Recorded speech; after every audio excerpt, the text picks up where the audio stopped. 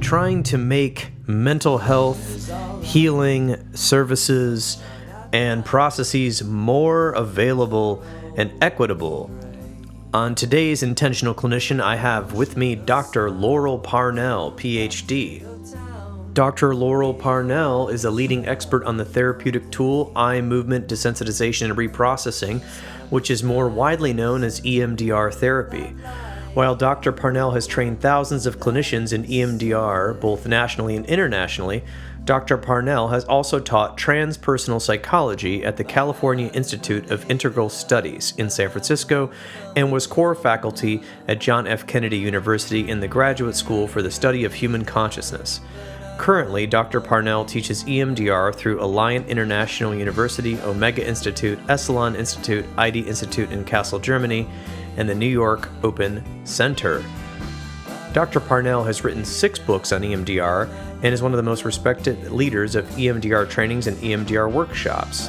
Now, we are going to talk about a couple of her books and trainings, but especially her newest book, which is really written with the person in mind who may not be going to therapy and maybe just needs a bit more help. And we're also, of course, going to talk about EMDR therapy and her attachment-based EMDR trainings that are out here in the world, and so much more. And we're going to deconstruct the EMDR process and the therapy process in the United States. And I think you're going to like it.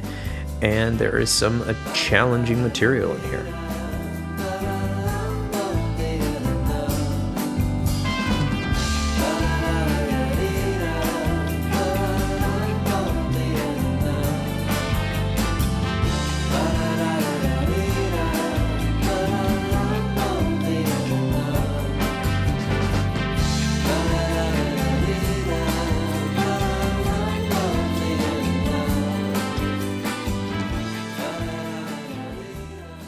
Thank you so much, Dr. Laurel Parnell, for coming onto the podcast today.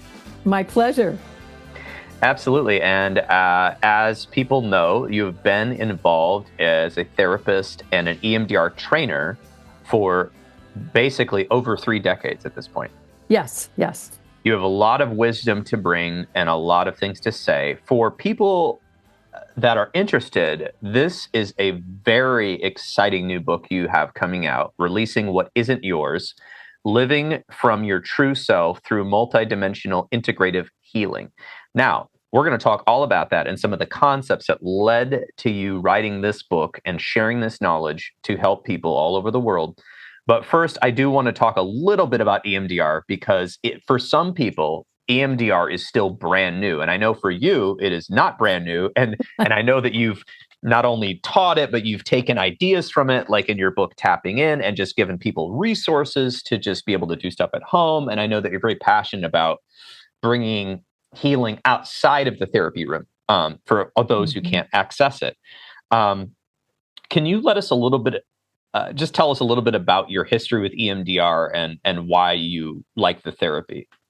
Well, I was trained in EMDR back in 1991 by its founder, Francine Shapiro. And at that point, I was already practicing as a clinical psychologist for a number of years. And I'd been working always with clients who'd had really severe early childhood trauma. And what I found very quickly was that EMDR gave me a way to really help people in a way that I wasn't able to help them in the past. It's extremely powerful. At this point, it's one of the most well-researched trauma therapies there is. It's been around well over 30 years. It's so interesting to hear that people feel like it's new because it's really not. And so much of the research was done a long time ago because it was really good research. I was trained more psychodynamically. I speak Spanish. I work with Spanish-speaking populations. I came up in my early years always working with people from different cultures. And so I've always brought in this broader view of the need to adapt what we do according to the needs of the individual, be it their psychological, emotional needs or their cultural needs. I also work with children and families. So I came in with the EMDR. So let me say a little bit about EMDR. It's just kind of my quick description of So EMDR, we call it a trauma therapy. And what we do with EMDR is we create safety with the person we're seeing. What we do is we call it resourcing or resource tapping. I'll describe that in a minute. And then we light up the memory network where the trauma is stored. So let's say it's been a sexual assault. What picture represents the worst part of that, the emotions, the body sensations, and any of the negative beliefs that got locked in at the time of the trauma. So we light up the memory network where the trauma is stored. And then we add alternating bilateral stimulation. So in the early days of EMDR, it was all eye movements. And then we found that some people could not move their eyes back and forth. They had eye injuries or they had some kind of difficulty with it. And so we found that we could tap on their hands or their knees.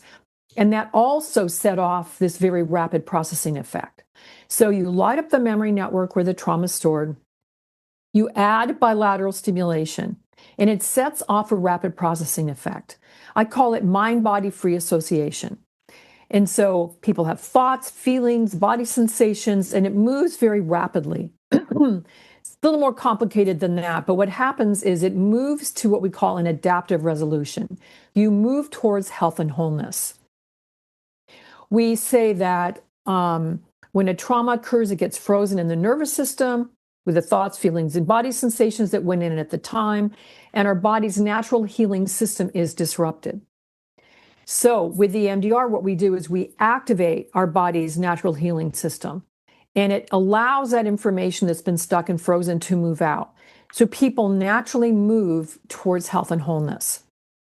So in order to do EMDR, you got to be able to tolerate strong affect. You have to be stable enough to do it. You have to be willing to think and feel uncomfortable things. And but it's amazing when it works in the right hands. And this is where I teach advanced EMDR. I teach what I call attachment-focused EMDR because I specialize in teaching how to work with people with early childhood traumas. You need more tools than the basic EMDR. You need a lot more tools, because you need to be able to help them regulate. You need to help them get out of stuck places. You need to know how to create a very safe therapeutic relationship. But anyway, that's the idea with EMDR. What I call resource tapping or resource installation is the pairing of positive resources. So you light up what you're wanting to cultivate more of, let's say calm and peace, by the use of imagery. And then we use a little bit of bilateral stimulation to link it in. So I say light it up and link it in. So it's very controlled. So let's say you think of a beautiful mountain lake that is calm, and you can smell the way the air smells in the summertime, and the breeze in the trees, and you feel the sense of peace in your body. And then we add a little bit of bilateral stimulation. We say 6 to 12, right, left. And it seems to link that resource into the nervous system more fully. So these are the two. Resource tapping we do for stabilization, for strengthening the person before dropping them into the big trauma stuff, and EMDR to rapidly process these big traumas that are held in the nervous system. So these two go together. What I've done is I've advanced this by creating what I call attachment-focused EMDR, where we can use imagery and bilateral stimulation to repair developmental deficits, like somebody who never had a loving parent, they never had stability. We can use imagination by creating a new mother, for example, the one they wish they had, who's loving and stable and kind. And then through imagination and bilateral stimulation, begin to repair and fill that in. So, because some people who've had these really deficits, it's just the way it was. So they have these holes. And if you try to do EMDR with them, they can sink in the hole and then they don't get out. They just get worse and worse. What they need is the repair. So this is kind of the advancement that I've made with EMDR, and also really needing to adapt the protocols to each individual. So that's a thumbnail on EMDR. I love EMDR because I've been teaching it since 1995 and all over the world. I love it. I love working with different kinds of people, and then seeing the adaptations we need to make according to the populations we're working with. Absolutely. Thank you so much for that background, Dr. Laurel. And what I've learned from EMDR is that if you have the right practitioner who's willing to adapt the therapy to the client and not just use the protocol, you're going to get a large result. If the client is bought in, if the client understands the EMDR and is willing to open up their self, because just like, I don't know, physical therapy, it hurts to have to open up these emotions and tolerate, like you said, the affect. And that's where the therapist comes in. And so just, people that have never heard of EMDR or are skeptical, finding an EMDR certified therapist or one who's been trained and is undergoing training is important, or find somebody you really feel comfortable with to do the work, because that relationship with the therapist and their training is huge. Huge for the importance of EMDR. And I say that people find it new because only recently have we had celebrities opening up and talking about it. So obviously Prince Harry wrote a lot about it. Meghan Markle wrote a lot about it. I believe it was I hope I'm not going to get emails, but I believe it was Courtney Cox who opened up about her EMDR therapy experience. And then this business man, I'm not really sure who he was, but it got posted in the Wall Street Journal 2 weeks ago. He said, he interviewed me. Oh, he did? That was you? Yes. Oh, what was his name? Sorry. I can't remember either. Yeah, Wall Street Journal. No, he interviewed me for an hour, and I came out with 2 sentences in his article. But he had a very powerful experience. Michael Waldholz, Waldholz, in his mid-60s, having a nervous breakdown. He says the enigmatic therapy that saved my life, and I was so happy to see him. As we are needing male role models in this country, come out and tell the real story about how he went through the process, and he was on the brink of death. And I'm glad you were in the article. I did read the article, but 3 weeks ago when it came out, but I didn't digest that you were in there. But and that being said, it is so powerful, and that people are skeptical. But remember, and I tell people this, your EMDR therapist is also trained in talk therapy, cognitive behavioral therapy, and all the basics. So we can always go back to basics if you're nervous. But opening yourself up to this, for me and for many, has been a life-changing process. And what you said, rapid change, especially with people with long-term chronic trauma, it definitely takes longer. There's no getting around that. And that wouldn't matter what therapy you were in. But for folks who haven't had long-term chronic depression or stuff stemming from abuse or attachment, oftentimes it does work fast. And what I mean by fast is in a couple of months, of sessions, if you can go once a week, you can start feeling a lot better physically and mentally, emotionally as well. So thank you for that. And now, of course, we've advanced it. And so, I mean, it is incredible. I'm a consultant for EMDRIA, and I don't do the training, but every time I work with new trainees, this was said yesterday in the group, I can't believe how well it went. I just followed the protocol and I helped the client, and then they just kept saying, wow, I'm looking at this completely differently now. And oh my gosh, I'm feeling less distress. I can sleep better. And they were amazed that it was working, because it doesn't feel like what our culture emphasizes, which is control the narrative or control yourself. It is opening up to healing. So anyway, back to you on that. Well, really, we're not supposed to talk about a cure, but for some people, they've been living with something for their whole life, and with the EMDR, it clears it out. Yes. So it's no longer there. And what I talk about, and this is coming back to my new book, you come to your true self. Yes. So it's who you really are inside. So if you clear the traumas out, you come to your essential self. There's a part of you that's never been touched by what's happened to you. And after doing deep EMDR work, people come to this part of themselves that they recognize. It's very common. And they go, these things that happened to me don't define me. And it's just obvious that they don't. And they feel free. And often there's a free flow of energy that runs through their whole nervous system They have a sense of flexibility and adaptability. And I think what's important to let people know is you don't forget what happened. You just don't feel like it's defining who you are. So the way I talk about it is I talk about psychological versus objective memory. Psychological memory feels self-referential. This happened to me. Objective memory is it happened. I'm part of a greater whole. There's a kind of dispassionate view to that. And EMDR takes people from self-referential, this happened to me, I'm the center of the story, to it happened. And it doesn't define me. And I think that is a typical way it goes. And then coming to the true self. And what you'll see is that somebody who's a singer starts singing, somebody who's a dancer starts to dance, whatever their natural inclinations are, their natural gifts are, they're able to express them because there's no more blocks to those things. And so there's a sense of inner alignment that happens. There's a whole area of transpersonal psychotherapy.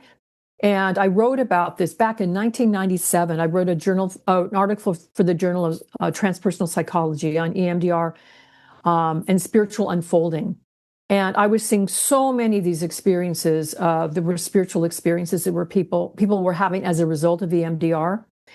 And one of the most common ones is that they would come to a sense of compassion for self and others, a natural uprising of compassion. And this kind of alignment with true self was also typical of what people would experience. So I just wanted to, come back to that. Well, yes. And I want to move in that direction to talk about your new book and what you've been accessing to give to the public, which this book is just coming out very soon here in 2026, releasing what isn't yours. But I would say this in response to that. I have noticed the exact same thing with every client, not only the clients who have chronic, persistent deficits and traumas and adverse experiences from childhood and adulthood, but ones who are more of your, they kind of made it to their 30s semi unscathed of horrible happenings. Then something bad happened, really bad adverse experience. They felt that it defined them. They were trapped by it. They felt helpless, all of the things. And the worst part about trauma, and we don't even if you don't have PTSD being the worst version of it, is that it feels like it's happening now, which then this happening in the past feels like it's happening now, which then inhibits your entire life, your ability to love, your ability to be creative, your ability to do what your calling is, your ability to parent, your ability to be present. And EMDR, I've seen it like with everyone, every client I've ever really had a relationship with where we've gone forward, something big changes or something small changes, but they are no longer identifying this adverse event in the same way. And when that comes, and this is the surprising thing, and I often get surprised. Sometimes somebody comes in and they've had such a rough time, and I'm doing, EMDR on some childhood stuff, which is just horrendous, and it's been stuck there for years. And they will say the most wise things I've ever heard when they get past that session. It is like they went to some sort of training to become a guru or a professor, and they'll just say these things. And I'm like, oh my gosh, I never even thought of that. And then they start to be who they're supposed to be. And especially, I want to comment on the spiritual experiences. I have had people from all different backgrounds of faith, and obviously plenty of atheists and agnostics. Let's just go to the religious folks first. A lot of them felt that they did no longer believe in a spiritual guide after what happened to them, or God, and they thought God was evil. After the EMDR, they have a renewed sense of spirituality. The agnostics often feel connected to other people and the world better. And the atheists, the same thing. They don't necessarily all of a sudden have a God experience, but they have a what I would call a spiritual experience where they feel connected and loving towards everything and everyone in their life. And that comes towards the end of the EMDR process. But it's quite incredible. And it's almost as if it rises from wherever it was trapped and comes out of the body to kind of above you. And I don't know how to explain that, but oftentimes when you're in EMDR, people feel nauseous in the tummy, and then later they feel stressed in the chest and the shoulders, and then oftentimes they'll start feeling it in their throat, and then often they'll say these things that they've never said. And it's the same thing. I've been doing it since '09. What is that? 15? How many years is that? I can't even count. 17 years? I wrote about this in my first book, Transforming Trauma, EMDR. Yeah. And Francine Shapiro tried to shut that book from coming out. Why is that? Because I wrote about the spiritual experiences people were we didn't having. want it. And there's a large skepticism. She thought it would harm EMDR. But nobody ever even commented on it. But I wrote about these experiences you're describing then, back in 1997. And this is so common. And this is where what I really believe is our true self. We're naturally spiritual beings. Yes. And it's blocked by these experiences we've had that create constructs, the sense of this is who I am, I'm not good enough, I'm not lovable. All these beliefs get set in, but the beliefs aren't just cognitions. They're connected to body sensations and emotions. And nervous. So these constructs, these mind-body constructs, block us from living fully as who we are. And what EMDR does is it clears those out so that we're connected to our true self, to our true life expression, to spirituality, to source, all of those things. And it's typical. It's people who have no connection to spirituality. Now, the other thing I will say that happens, and you may have seen this too, is they'll also have non-ordinary experiences. I've had many people have after-death communications with people they love who have passed away. They suddenly show up in the session and they complete a communication. I also wrote about this in this new book. A man named Alan Botkin, he worked at the North Chicago VA. He documented thousands of these with the veterans who had non-responsive PTSD, and then he did EMDR with them, and it was because they had killed people in the war. Typically, it was the Vietnam War, and the people they'd killed would show up in their EMDR session, complete a communication. That would complete it with the person who had died, and it completed it with the veteran who then PTSD disappeared. But they really felt these were authentic communications with the person who had died. I've done so many of these now. I don't guide people to have these, they just happen. So I think another thing that's happening with EMDR is that it like in shamanic practices all over the world, indigenous practices all over the world use drumming and dancing to induce altered states of consciousness. And so with EMDR, we're using alternating bilateral stimulation. It can be tapping, it could be drumming, it can be auditory stimulation. But induces these altered states of communication that in some case create a crossing over the veil, if you want, so that there is this conduit to communication. So angelic beings will show up. Spirit animals will show up. Dead people who need to complete something will show up. So many of these things have happened, and I'm not directing them to them. They happen spontaneously. But this is where the multidimensional part, I think, is so important on the part of the therapist, that we allow the client to have their experience without interpreting it and allowing them to make their own meaning. And we work with it this way. And then the other thing I will say is I use what we call the bridging technique. You probably call it load back. Same idea. You take a present day symptom and then you trace it back in time to see what it's connected to in the past, and then you reprocess the past because that past thing is linked to the present. Well, sometimes that past thing goes to a past life, what the client feels is a past life. I don't judge whatever they're saying it is. We reprocess that thing, and it could be being burnt at the stake. It can be being stabbed through the chest with a stake. It could be so many things that are also connected to there's all connected to their symptoms.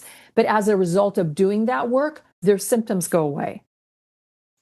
Right. I had a woman who, she had this fear of losing her children. And when we did the bridging technique, it went to an image of being in a cattle car, ending up in a concentration camp, her children being taken away from her. This is a non-Jewish woman, white woman. Children being taken away from her. We reprocessed that. That fear of losing your children went away. We did many of these that all went back to Holocaust concentration camp stuff, not related to her present life, but all of her symptoms resolved as a result of doing this work. So I'm not saying this is real, isn't real. It doesn't make any difference. This is where, when we open up our minds to other things that are possible, it allows our clients to talk about these things. And what I've become very aware of is how therapy has been colonized, and how our minds as psychotherapists have been colonized by Freud and by Europe. Where did the 50-minute hour come from? Where did this kind of neutral sitting there, not making any expressions on your face come from? That came from, Vienna. It's like that was a really long time ago. Yeah. Those aren't the people I work with. And, this is the thing, working cross-culturally, you got to find a way to make a connection. If you're not making any facial expressions and not talking about finding a way to connect with a person and then not opening to these other dimensions of reality, you're shutting them down. And so people all over the world are open to these other dimensions. But what happens with therapists is they'll shut it right down because, that must be from your childhood, or that must be this or that. And then, or this must be crazy. You must be having, delusions or hallucinations. I'll give you a quick example of this. There was a man, I was providing consultation to a therapist who was providing therapy to a veteran who'd come back from, I think, Iraq. He was a psychiatrist, and he was having visual, quote unquote, hallucinations of a child. And this child kept trying to talk to him. So they were calling it a psychotic break. They were trying to drug him. And I said to the therapist, I said, let him complete the communication with the child. Ask the child what she's trying to tell him. Allow that communication to complete itself. Therapist did that. Communication was completed, and the child left. This guy was not psychotic. No. It was this other thing. And this is the thing where the colonization. So I want to touch on three things that you said and see where that goes, and then talk about some of your techniques. So real quick, for everyone listening, as the therapist, what Dr. Parnell is saying, from what I understand, you tell me, is that the therapists, oftentimes we are going to school and we have a very Western, which is the United States coming from Europe, sense of science. And it's got to fit in that construct. And if it's not, we get scared of it, or we shut it down, and we don't, or we judge it, or we categorize it. And that is what we're not supposed to do. In fact, in the psychotherapy manuals, even the psychoanalytic, they were supposed to free associate and not judge it and let the client make the meaning. And what we found with the medicalization of therapy is that we have to make it fit in this book of disorders that was written by a bunch of white dudes in the 1950s, which is completely full of errors and hard to, hard to prove that these things exist. These are states of conditions that we see and symptoms that do exist, but they are states, meaning that people slide back and forth, left and right, more anxious, less anxious, more depressed, less depressed. We have propensities, we have symptoms. And while, yes, you can measure these things when you see people, they are not the full picture of the person. And we have to get out of the biased ways. Now, going back to the roots, and then I'm going to go back to the meaning and the colonization. I spent time in the Apache reservation in Arizona. And what I learned there was that I don't want to say exactly, but it was every moon or new moon, they would have this big dance. And different people would participate depending on what was going on. And they would dance, and they would sometimes take different herbs and things, not psychedelic necessarily. And they would dance for 6, 7, 8 hours. On their left foot, they jump, and then their right foot, they jump. And then their left foot, they jump, and then their right foot, they jump. And then they do the arm movements of the right and the left. And I did witness some of this. They wouldn't let me go to the full ceremony, but I did see some of it. And I said, well, what is this doing? And, they have their spiritual beliefs, but they also said it's cleansing us. It's cleansing us from the bad energies, the bad things that have come in the last month. And we are getting it. I don't remember if he said shaking, but he kind of said we're shaking it off. Was the medicine man told me this.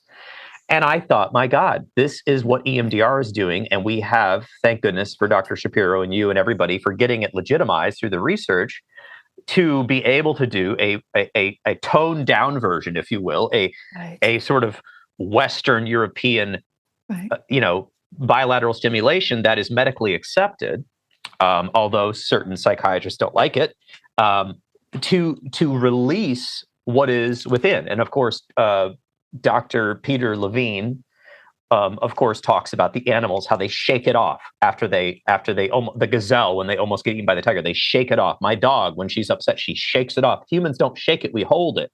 That's cultural.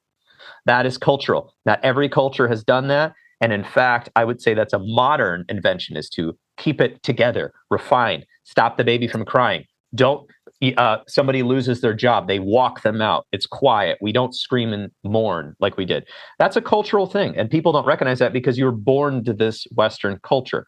Now, back to the meaning with the client. One of the biggest things I teach my therapists when I'm in the consulting room is they have a fear. The therapists have a fear that when they're using EMDR and they're using the tool, that the client may go astray and the client may go off on a bunny trail and they may not be able to heal the trauma. And I say, it's an intuitive thing, but you have to let the client go where it goes. And sometimes it's not going to make sense to you or the client why they thought of this memory or this part of the memory or something related that seems not related logically to, let's say, getting fired. They got fired and all of a sudden they're thinking of sixth grade. Why am I thinking of sixth grade? Well, what happened in sixth grade? Some theme happened in sixth grade. Maybe a teacher said something bad to you at parent-teacher conferences, or a bully beat you up and took your lunch or something. And that got stored as part of their identity or part of their worldview. And then that is now coming out. And when we say process, we mean a little bit like exposure therapy, exposing them, but we're bringing all of these other techniques with EMDR and the bilateral stimulation to let it flow, to let the body naturally heal. Our bodies want to heal and they want to stay alive. If you cut yourself, unless you have hemophilia, a scab will form. Right. Thus, when we have emotional experiences, people are trying to cope in every way imaginable, but they don't always have the tools to heal, and EMDR heals. Now, go into your last thing. We have colonized it. We try to de-spiritualize therapy, right? We have tried to, because we want to approve who makes the rules. Who has made the rules in Western society since about the 1920s have been rich people and surgeons. Surgeons started Blue Cross Blue Shield.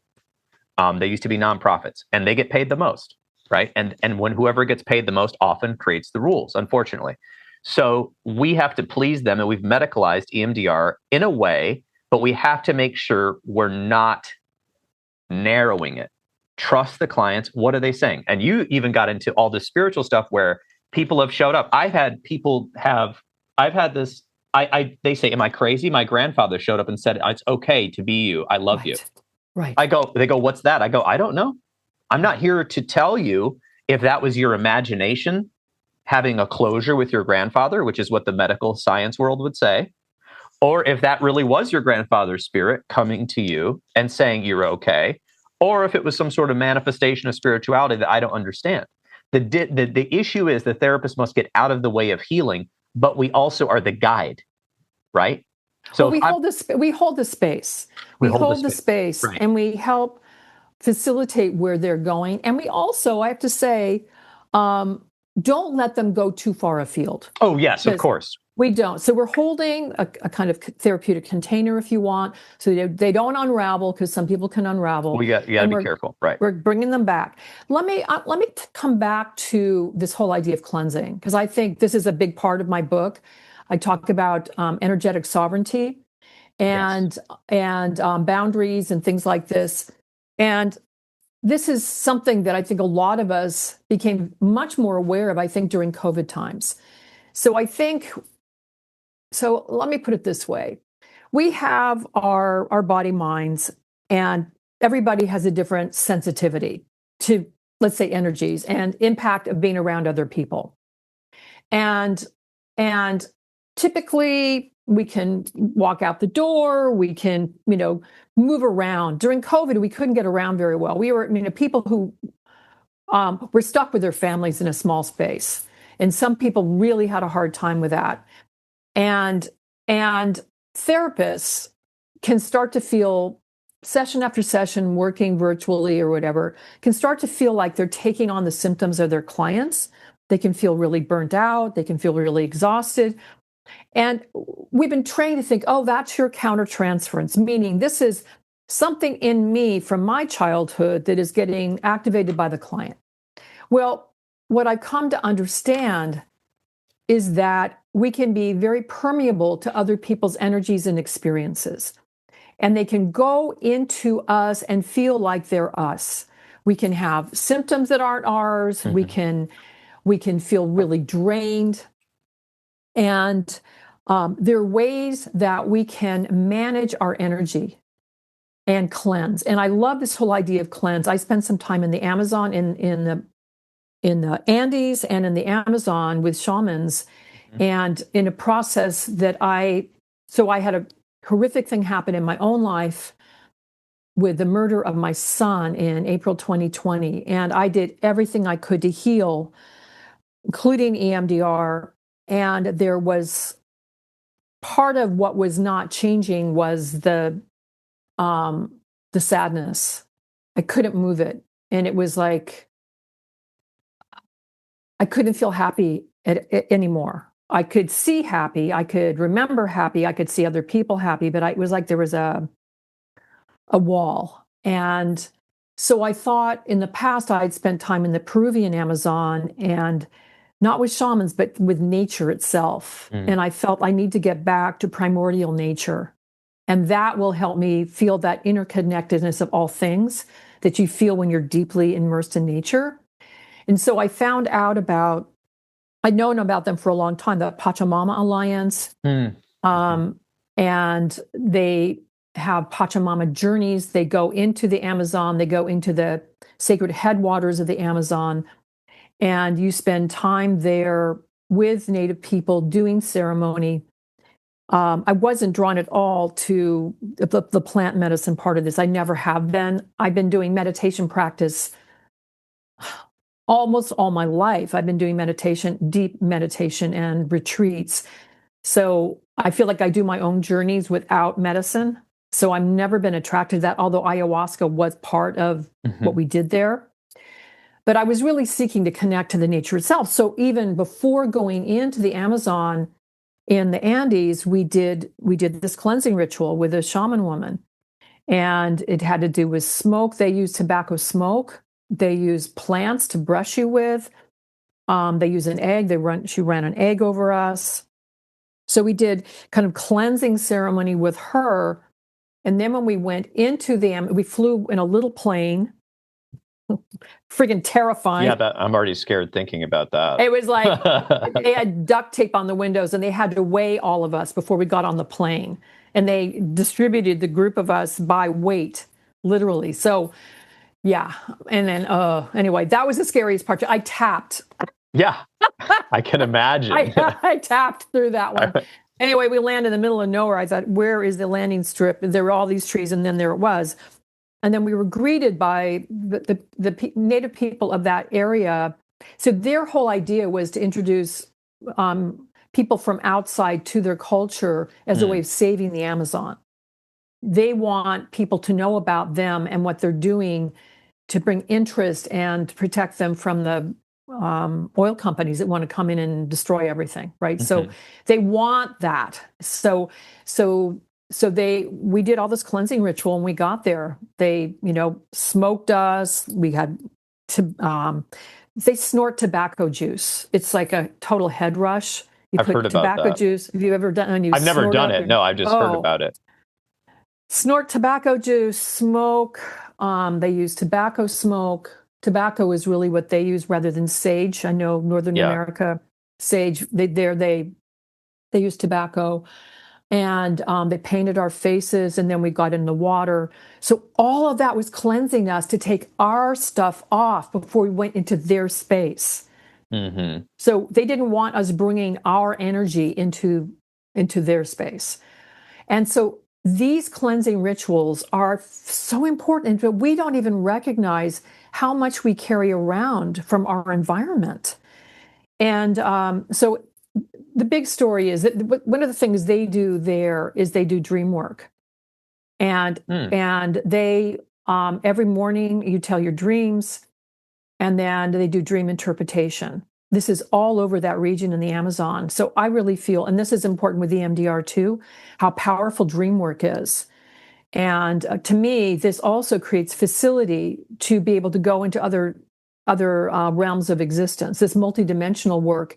When you're watching your dreams and you become conscious of your dreams, you develop a continuity of consciousness. So I remember my dreams almost every night. And so I do lucid dreaming where I'm aware of dreaming when I'm dreaming. And so that's really something they cultivate there. So when you develop that continuity of consciousness through waking and dreaming, you develop a facility for going to different dimensions. It's like, oh, now I'm in the dream world. I'm aware I'm in the dream world. Now, if you're doing journeying of one kind or another, you maintain awareness at the same time. With EMDR, I feel like we journey with our clients. We go out into all these different places with them, not directing them, but we can go with them without controlling it, because I'm comfortable with these different places. So they do dream work. And there was a shaman there who was basically a bodhisattva being. He is one of the most loving, kind, wise, amazing people. His name is Minari. And I had no idea that he was kind of internationally known. He was right. I had no idea. But he took me aside and he did this healing for me. And he brushed me, he used smoke, he did chanting, and he lifted the cloud of sadness off of me. Almost like a Reiki sort of thing, or energy? Or I have no idea. I've never done Reiki, but I'll tell you, this was okay. No, this was his tradition, and I'm sure he called in spirits from the spirit world too. I'm sure. So it was just like his way of doing it. I was just thinking of Reiki because you said lifted off of you. Well, it felt like he took the cloud and it turned to rain, and then it rained. Oh, wow. And it nourished the earth. That was the sense of what he did. And I felt different afterwards. It's like I still feel sad, but I can feel joy too. So I feel connected to life. I feel connected to joy. I can be playful. So many cultures around the world use cleansing ceremonies. They know this. They've used bilateral stimulation all over the planet after, they do drumming and dancing after battles in Native Americans, right? Yeah. First Nations people, same thing. Africa, same thing, drumming and dancing. It's all over the planet. They've known to do bilateral stimulation and other things for cleansing. Smoke. A lot of Native peoples First Nations and Native Americans use sage a lot for smudging, for cleansing. Yeah. There's a lot of cleansing rituals. I'm in contact with, have a deep friendship with a Native American elder, and she talks about pre and post sessions. She smudges before, she smudges afterwards. She's very aware of not carrying the energies from one client to another. So this energetic sovereignty is what you're writing about. So she's doing a ceremony or a ritual which is working to help her not have the energy from the session before into the next session for her client and for herself. Exactly. And we could go real quick, science brain for a second. She's doing a ritual for herself that makes herself feel better. Or what I'm hearing from you is we are going deeper than that. We're going to what we can't see. We're going to something that is an ancient tradition all over the world before colonization of integration with nature and the spirit world. And now, of course, there's new physicists who are saying in some interviews that we have multidimensional understanding, or multidimensional does exist. And it's difficult to measure, right? But they're confirming what a lot of spiritual teachers have said, is that it is there and things are interacting with us. We just don't have the perceptual power to register it in our current mindset. But what I'm hearing from you is these spiritual teachers are registering some of this.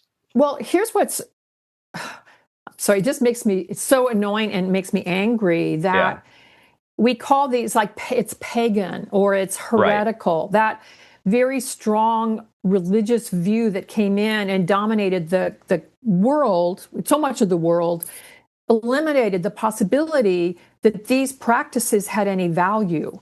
They were threatening. And so my background in terms of my genetics goes back to Northern Europe, as maybe yours does. But my people, before the Christians came in, was land-based. It was the same thing that I got from Inari. It was the same thing. The sense of interconnectedness of all life, the multidimensionality of it. And then you either converted or you were killed. And so people converted, and then they took that to other parts of the world and imposed it on people too. So people weren't allowed to even know what they knew to do. But what you see, and what was so powerful for me also in the Amazon, was that these traditions were unbroken. The practices they were doing had been unbroken for thousands of years. I don't even know how far back it goes. Our traditions coming from Europe got broken, back 2,000 years ago, when colonization came in from Christianity came in, and it is basically you convert or we kill you. And so that it either went underground, but the practices were very much the same ones. And so when you see the universality of the practices around cleansing, the recognition of different spirits and energies, you go, okay, maybe there's something to this. This isn't just archetypal connections. There is something to something that is recognized all over the planet. And the similarities are so striking.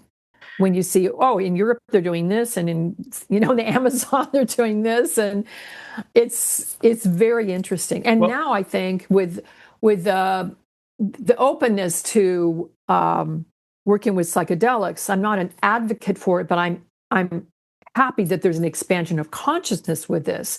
There's a recognition of all of these, the multidimensionality of it. It's like, oh yes, here it is, and you don't need plant medicine or whatever you want to call it in order to access that. It's right here. I love that. And if anyone, just for reference, wants to understand what you're talking about in terms of colonization, you can read The People's History of the United States by Howard Zinn, which, by the way, if you do, you should probably also go to therapy and watch some nice, cute movies, because it's devastating. These are actual journal entries from the colonizers that are quoted. They're not just somebody's history. It's the people that were doing it, and other accounts from natives of what happened. If you want to know more about what you're talking about in Europe, these so-called witch hunts were a way. The church in Europe was a political tool to control the masses, because as population grew, they needed to do that. But there's plenty of books talking about how spirituality changed and was homogenized and taken by the culture of power, whatever power culture at the time, and utilized against people, against self-expression. Pagan literally just means people of the country and people of the hills. And people in Europe, all over Europe, when we were a bit more, slightly more tribal before Rome, they had their own traditions and sort of spiritual practices, and some people would say superstitions, or whatever you want to call it. And the larger powers didn't like that, because that gave them a sense of autonomy and purpose. And to conquer them, they eventually utilized Christianity. Under Constantine, Christianity went from being kind of a socialist group practice to a very structured religion with binary outcomes of bad. You're either bad or you're good, you're either evil or great, you're either going to hell or you're going to heaven. These sort of things were inserted years after Christianity was born. But if you look at the witch trials and these sort of things, if you really look at and you read at these books, like there's a history of magic, witchcraft, and the occult, I've read a lot of these stories. all it was people in power convincing the government, usually a priest or a landowner, that these people over here healing with herbs and doing these sort of things were a threat to the government or the threat to the ruling class or the threat to the aristocracy. And how did they do that? Well, they made up stories that they were witches and evil and witchcraft, and they were distorting people's, they were ruining the crops, they were going against the church, they were subverting power. And then they would just go after whoever was in the village who was a prominent healer or medicine woman or man, but oftentimes women, and they would burn them at the stake. These people were not the caricature of the witch. They were usually spiritual or native healers of that space. And they weren't doing it for profit. And they weren't doing it for control. And the powers that be, and if you look at the Inquisition and the way the Catholic Church killed thousands upon thousands of people, and it was a power game for control. And so when you look at these spiritual traditions that still exist in certain parts of the world, they're often underground. They don't have big money behind them, and they don't have research behind them. They have experience, practice, and wisdom. And I would say, I don't want to get EMDR in trouble, but it is the closest you're going to get in a medicalized Western, reimbursed by insurance way of some of our inherent human practices that have been passed down for thousands of years. It has reins on it. It has a protocol. It has research base, but it is somewhat inherited from these ancient practices to some extent. Well, I think what Francine Shapiro stumbled into was something that was already happening all over the world. Right. This idea of bilateral stimulation. She just put it into a protocol and created a structure for it. But as you know, it's like all over the world, they're using drumming and dancing. Right. And in some places, they're even using eye movements. So this is something that's part of our human experience that people have known about for healing all over. And I'll say, babies, you rock the baby. You're using rhythm. You're using that. Yes. Walking, you feel stressed out. You go for a walk. You do feel something relieving. And nature is so important. We got to connect to nature because we get the energy from the trees. We get the energy from, the big sky. One of the things I love about Arizona is the big sky and the stars at night. It's like you really get that expanded view that opens you up inside. So there's a lot that has to do with energetic sovereignty that I talk about in my book. I talk about creating a grounding cord, an energy bubble. These are all tools people can utilize at home. They don't have to be in the therapy office. Exactly. So my book, The Releasing What Isn't Yours, here it is. I got the advanced copies of it. It was written for the general public about how to do some basic things, like how to control, creating an energy bubble, examining, is this mine or not mine? You just spent time with a family member and now you're feeling really kind of upset inside. You go, okay, what's going on? Why am I feeling this? And then checking up inside. Oh, this isn't my energy. I'm carrying somebody else's energy I picked up. Okay. And then just ask for it to be released or send it into the earth as compost or into light of some source. You can do this with or without bilateral stimulation. Noticing where your energy bubble is. Some people just overlap with other people all the time. And so they're overlapping with other people in order to feel empathy with them, but then they're taking in their energies. Well, and just a simple way, if any of people out there, not therapists, have been around somebody in a really bad mood, who's in a continuously bad mood for a few hours, what happens to your mood? Often, you would get a little bit of it. You're infected slightly. And so when you say bubble, that you're trying to align, you're trying to talk to the person and dang, it's just in basic sort of regular folk terms, you're dragging me down, right? Well, they are that energy unless you know how to set those boundaries. And so I love that you're doing this book. You're taking all of the wisdom you have from all these EMDR books and trainings you've done, and you're trying to put it into practices that your average person can read, and they don't have to be a psychologist, and they don't even have to be in therapy to utilize. So I love that because that is, in a way, decolonizing what we're doing. We're trying to spread healing around the world, and a book Right. is still something that people have to access. But there are ways to do that. There are libraries free, right? Is there an audiobook coming out? I'm just curious. There is it. Yep. I recorded the audiobook. So it's in that my is voice. huge for people that have trouble reading. And I love that. So I really admire the work you're doing, and being brave enough to say, hey, EMDR is great and it's there. And now it's proliferating healing around the Western world. But, these practices are old, they're ancient. And, you're right. I think Francine she said she stumbled upon it. It was an accident that she figured out that this worked to clear trauma. It was. But many discoveries have been accidents. And I love that it's here. And I love that you've expanded past it.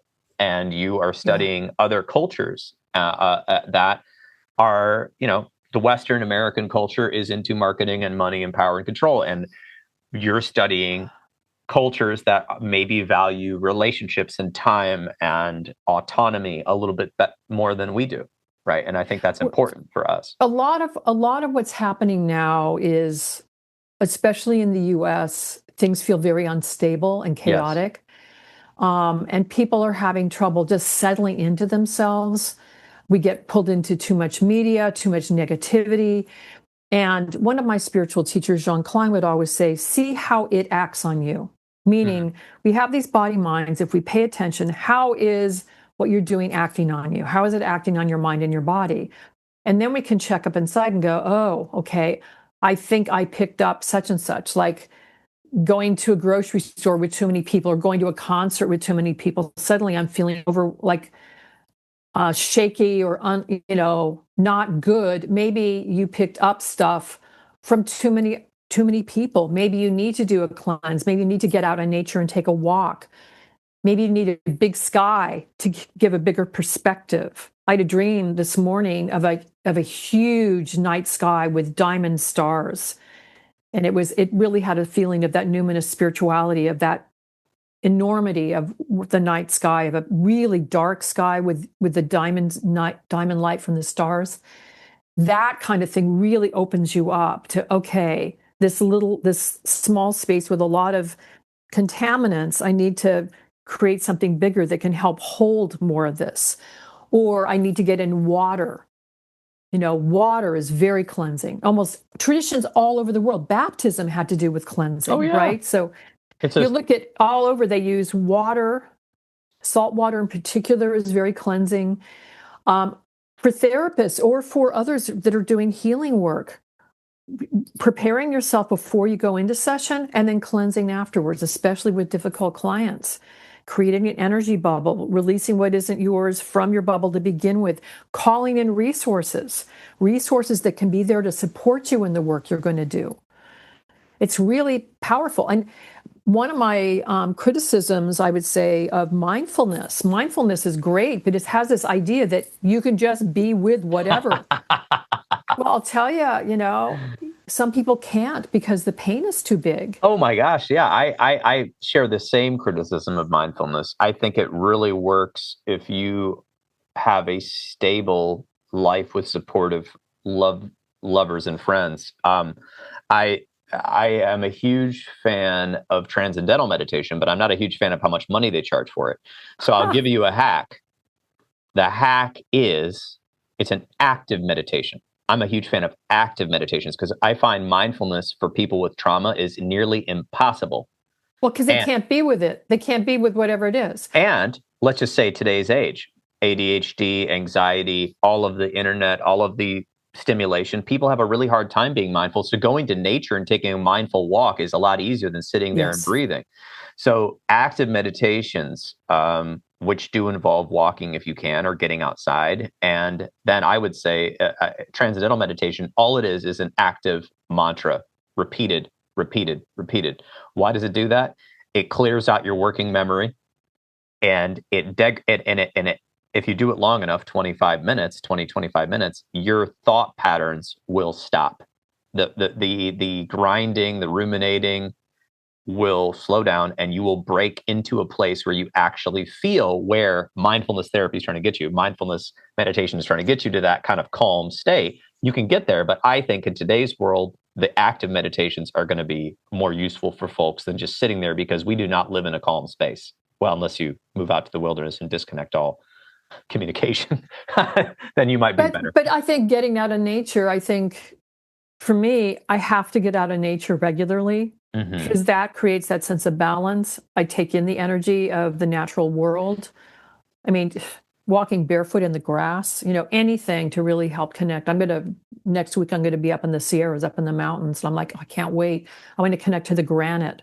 I want to smell the pine trees. I want to see that clear water in the lakes up there. And the air is so clean and fresh. It restores me. So I feel restored when I get into nature. Well, and that right there is our human heritage. And that is where we grew up, and that is where we learned to survive.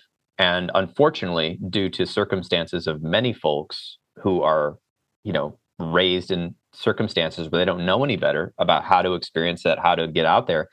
I mean, in cities or rural areas, not knowing how to experience it and take that in, or never having been shown it. I've met people in big cities that have never left, farther than 15, 20 miles outside of the city, or maybe once only. And the same with people growing up without education in a rural area. They don't see the ability to connect to those spaces, because the spaces have been said, those Bible verses, man is supposed to conquer the nature and subdue it, or whatever. Okay, well, that was probably important when there were saber-toothed tigers around, but we've gone a little too far now. So they don't see the nature as this ability to connect and to find that connection with the trees and the rivers. They see it as something to subjugate, and then therefore there's a disconnect. So I love that you're emphasizing that. And of course, there's the field of eco-psychotherapy, but I think these are simple things people can do. I love that you're putting out the book and all of these trainings. So for therapists out there, Dr. Laurel Parnell has plenty of things at the Parnell Institute to dig into, recorded and live trainings coming up. For the non-therapist crowd, definitely check out her books for sure. Tapping in, and of course, the newest book that we've been talking about. Say it again. Releasing What Isn't Yours. Releasing What Isn't Yours. And then the subtitle is important. It's Living from Your True Self Through Multidimensional Integrative Healing. I love that. And I really think, when people come into therapy, they may be wanting to fix a problem, but what do people really want? They want to be themselves. They want to feel whole. And regardless of all the symptoms and all the things we can say in the Western mind of what's going wrong, it does come down to that. So I want to, just because of time, I want to give you kind of the final word. So what I mean by that is anything you want to say to somebody out there. Maybe you imagine them right now listening to this recording, because this recording, I've had this podcast for 8 years, and all of those first recordings are still there. So I'm planning on maintaining this for 20, 30 years at least, if not longer. So you just say this to whoever's listening out there right now in your mind, that they need to hear something from you. Yeah, I think it's recognizing that there are multidimensional, multiple dimensions of reality exist, and that we can access them, we can recognize them, and that we also have energies that impact us, and that we can control what we allow in and what we release. And that there are methods for healing that are very powerful, some of them that are very old technologies, and this newer EMDR is very powerful. And that there are ways that you can heal that are beyond what you know of now. And I think also to remember our interconnectedness, the web of life that we are a part of, and that we're not these little individuals floating in space all by ourselves, that there's this web of life that we're a part of. We're part of nature, we're a part of all life, and it's that multidimensional web of life. So that's kind of that, that's what I see, is that this multidimensional web of life that we're all a part of, that each part affects everything. I love that. And I think that deep wisdom is available if you don't give up at the small answers that groups or companies want to sell you. So Yeah. keep searching. It's like opening our minds. It's like our minds are opening. And I think, though the times are really difficult, often during the most difficult times is times when people's minds open and new things come. You're right. Anytime something is being destroyed, something else is being born. So I think so. I appreciate the work you're doing, Dr. Parnell, and it's been a real pleasure to have you on the podcast. I think I could have talked to you for another couple hours, but I've got to get back to my healing work, and I know you've got plenty to do as well. So I love it, and I'm sure we'll meet again in probably one of your trainings I'll go to, something like that. Okay, great. So nice to talk to you. Great to talk to you too. Okay, bye-bye.